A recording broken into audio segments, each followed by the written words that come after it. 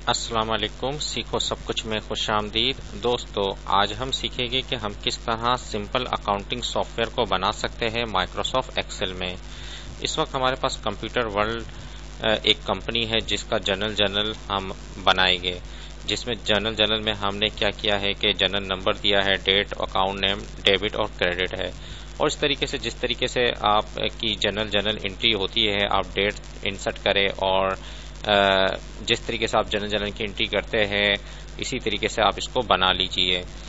यहाँ क्या हुआ है कि कंप्यूटर हमने सेल किया है कैश में, तो कैश क्या हुआ हमारे पास आया तो हमने डेबिट साइड पर लिख दिया, और सेल जो है रेवेन्यू है जो इंक्रीज होती है तो क्रेडिट साइड में आती है। इसी तरीके से दूसरी एंट्री देख लेते हैं, हमने परचेज किया इन्वेंट्री को, तो इन्वेंट्री क्या है जब इंक्रीज परचेज जो कि एक्सपेंस है, जब एक्सपेंस इंक्रीज होता है तो डेबिट साइड में आता है। और अकाउंट पेएबल यानी कि हमें पेमेंट करनी है, लायबिलिटी है, तो लायबिलिटी जब इंक्रीज होती है तो क्रेडिट साइड में आती है। तो इस तरीके से हमने डिफरेंट टाइप की एंट्रीज की हुई है, आप यहाँ देख सकते हैं। हमने कंप्यूटर बेचा क्रेडिट में, तो उधार में बेचा है तो अकाउंट रिसीवेबल हमारा डेबिट हो गया, और सेल जो है वो हमारी क्रेडिट हो गई है।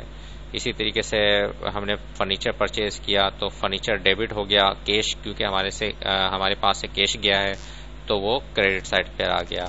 इसी तरीके से हमने यूटिलिटी बिल पे की, तो यूटिलिटी बिल क्या है, एक्सपेंस है, एक्सपेंस इंक्रीज होता है तो डेबिट साइड में आता है, और कैश जो है वो क्रेडिट साइड में आ रहा है क्योंकि हमारे पास से कैश गया है। इसी तरीके से हमने कुछ पेमेंट की है, तो हमारा अकाउंट पेएबल जो कि लायबिलिटी थी वो कम हुई तो डेबिट साइड पर आ गई, और कैश हमने दिया तो क्रेडिट साइड में आ गया। इसी तरीके से हमने क्या है यहाँ क्या किया है कि प्रोडक्ट को सेल किया है क्रेडिट में, तो अकाउंट रिसीवेबल डेबिट हो गया और सेल क्या है क्रेडिट हो गई। और हमने पेमेंट रिसीव की है कुछ, तो हमारे पास कैश आया तो डेबिट साइड पर आ गया, और अकाउंट रिसीवेबल क्रेडिट साइड में आ गया क्योंकि हमारा अकाउंट रिसीवेबल कम हो गया 20,000 रुपये। तो इस तरीके से हमने ये एंट्रियां की है।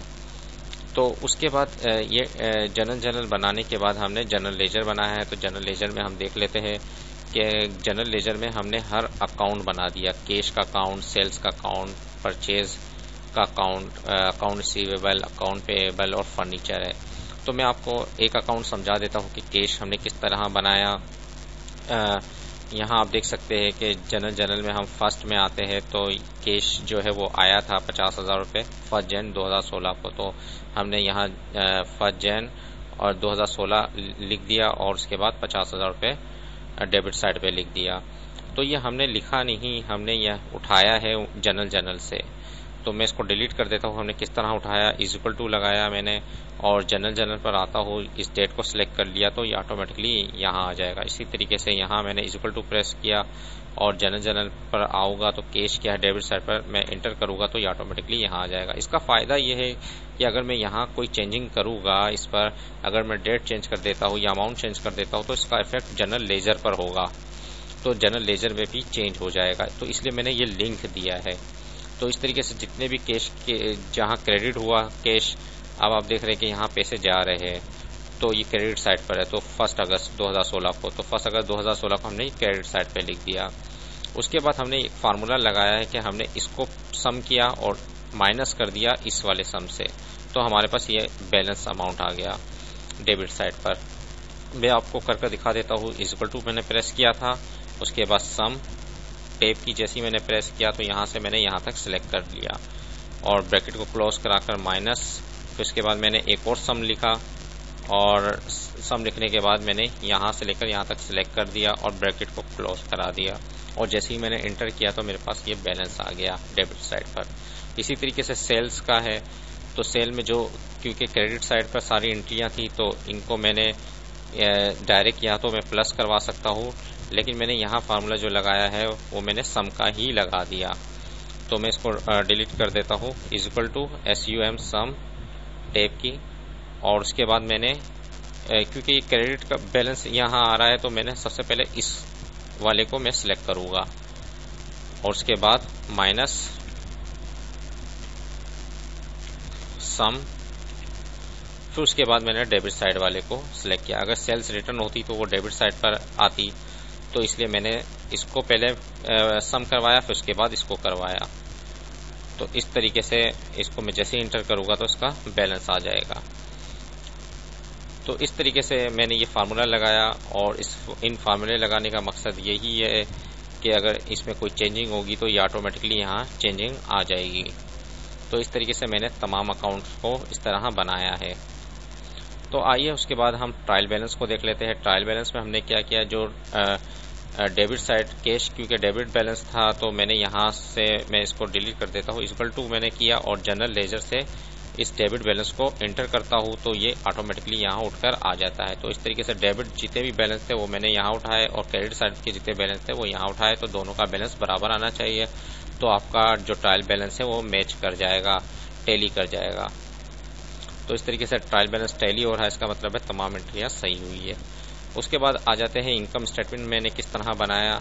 इनकम स्टेटमेंट मैंने सबसे पहले सेल्स थी, सेल्स को ट्रायल बैलेंस से उठाया, क्योंकि सेल्स इस वक्त कितनी है 95,000 की है। तो वो मैंने 95,000 की, आप देख सकते हैं कि मैं इसको डिलीट कर देता हूँ। मैंने किस तरह उठाया, इक्वल टू लिखा और ट्रायल बैलेंस पे आकर 95,000 को सिलेक्ट करके एंटर किया तो वो ऑटोमेटिकली अमाउंट उठकर आ गया। कॉस्ट ऑफ गुड्स सोल्ड इस वक्त नहीं दिया हुआ, तो इसको मैंने एज ए 0 लिख दिया है। इस तरीके से ग्रॉस प्रॉफिट मैंने जो निकाला है वो इस तरह निकाला है कि इक्वल टू कर सेल्स को माइनस कर दिया कॉस्ट ऑफ गुड्स सोल्ड से, तो ग्रॉस प्रॉफिट आ जाएगा।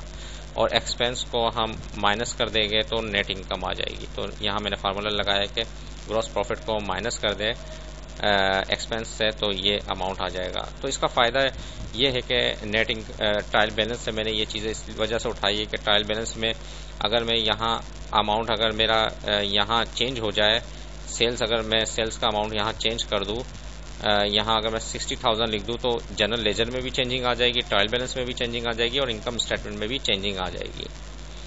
तो इस सबको मैंने क्या है एक तरह से लिंक बना दिया, ताकि जनरल में अगर कोई चेंजिंग हो तो उसका इफेक्ट इस पर आ रहा है, इस पर आए और फिर इस पर आए, तो सब पर इफेक्ट आएगा। तो इस तरह आपकी इनकम स्टेटमेंट ऑटोमेटिकली जनरेट हो जाएगी। इस तरीके से रिटेन अर्निंग है, जो भी नेटिंग, क्योंकि अगर आपके पास बिगनिंग रिटेन अर्निंग है तो वो आपकी यहाँ आ जाएगी और नेट इनकम प्लस हो जाएगा। तो इन 93,000 ये मैंने कहाँ से उठाया है, इनकम स्टेटमेंट से उठाया। मैं इसको डिलीट कर देता हूँ, इक्वल टू लिखकर नेट इनकम में मैंने इसको क्लिक करके एंटर किया तो ये ऑटोमेटिकली उठकर आ गया। फिर उसके बाद डिविडेंड है, ये ट्रायल बैलेंस में अगर आपने अकाउंट बनाया होगा जनरल लेजर में तो ट्रायल बैलेंस पर आ रहा होगा, तो ट्रायल बैलेंस से आप डिविडेंड लेस कर देंगे, यानी कि यहाँ आप लिखेंगे डिविडेंड का अमाउंट ट्रायल बैलेंस से उठाएंगे, और उसके बाद एंडिंग रिटेन अर्निंग क्या होगी कि आप इसको प्लस करेंगे और इसको माइनस कर देंगे, तो आपके पास रिटेन अर्निंग आ जाएगी। मैं इसको आपको कर दिखा देता हूँ, इक्वल टू इसको मैंने प्लस किया, बिगनिंग रिटेन अर्निंग को प्लस किया नेट इनकम से और माइनस किया डिविडेंड से, तो इस तरीके से एंडिंग रिटेन अर्निंग आ जाएगी। आ जाइए अब देख लेते हैं बैलेंस शीट को भी। तो बैलेंस शीट में कैश जो है वो ट्रायल बैलेंस से मैंने उठाया, डेबिट साइड में जो कैश पड़ा हुआ था वो उठकर आ गया। अकाउंट रिसीवेबल मैंने उठा लिया, और उसके बाद इन्वेंट्री उठा लिया। तो टोटल करंट एसेट्स कितना हो गया, इनको मैं सम करा दूंगा तो मेरे पास टोटल करंट एसेट आ गया। और furniture long term liability long term asset है तो वो यहाँ आ गया। और करंट एसेट्स को जो फिक्स एसेट्स से प्लस कर देंगे, फर्नीचर क्या है फिक्स एसेट है, तो क्या हुआ कि दोनों को प्लस करेंगे तो टोटल एसेट्स आ जाएगा।